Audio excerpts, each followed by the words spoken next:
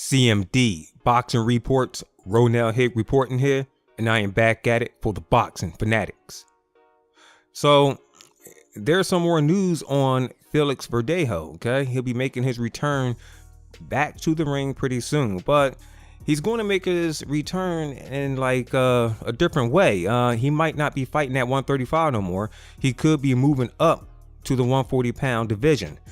Anyways, I have this article here by Boxing Scene. The editor is Miguel Rivera, credit to him. So here we go. I'm gonna read this out.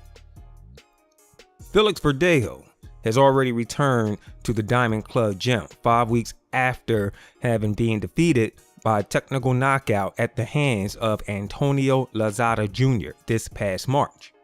Ricky Marquez, manager and coach of the Puerto Rican boxer, said yesterday that the inspiration of Verdejo after his defeat is to fight again this summer, but revealed that they'll first determine if they will continue campaigning at 135 pounds or if they will rise to the junior welterweight limit of 140.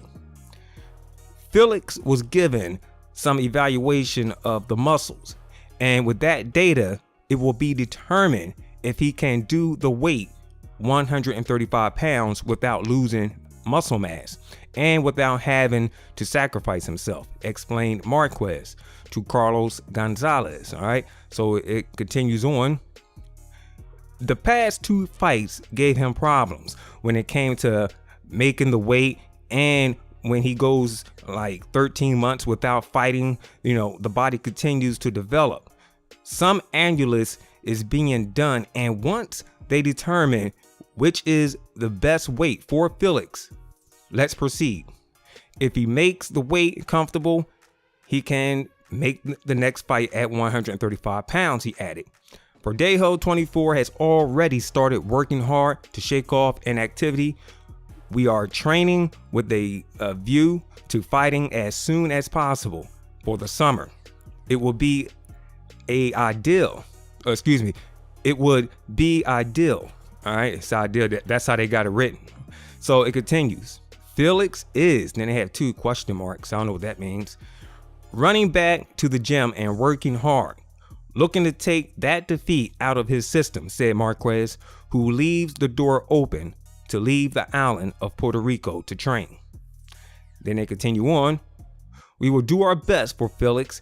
If we have the right scenario in Puerto Rico, we will not leave. But if we have to leave, we can coordinate it.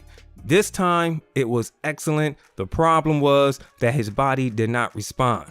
They are not looking for excuses. He just did not look right in training. All right, so I guess I don't know what they meant by that, looking for excuses. That did seem like a pretty good excuse.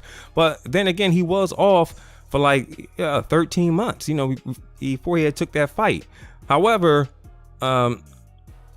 Antonio Lozada Jr. is a tough one, all right? And, I would like to see more of that young man, as well. Now, I remember I had got something from a source saying that Felix Verdejo wanted a rematch with him, and I thought that would be his next fight. However, Antonio Lozada Jr., he had a fight last May against Christian Valverde, something like that. He knocked dude out in the first round. Actually, it was a TKO stoppage, but I would like to see more of him.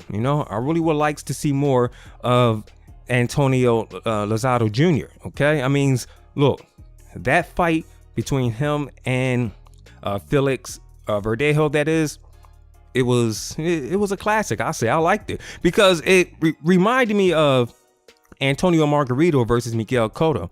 I mean, just like Antonio Margarito, okay, he was taking the best of Miguel Cotto's punches. All right, I mean, he was eating them like they were nothing. He was just walking right through them, and that's the same exact thing that Antonio Lozada Jr. was doing. All right, so it was like a repeat. It was like history just repeated itself, and we need to see more of that young man. And I would like to see Felix Verdejo come back and, you know, make his splash. And if he's going to return at 140, well then, hey, you know, there's some good competition up there for him as well. He just have to get back into the swing of things, and we could see him, you know, fight some of the top elite fighters at 140.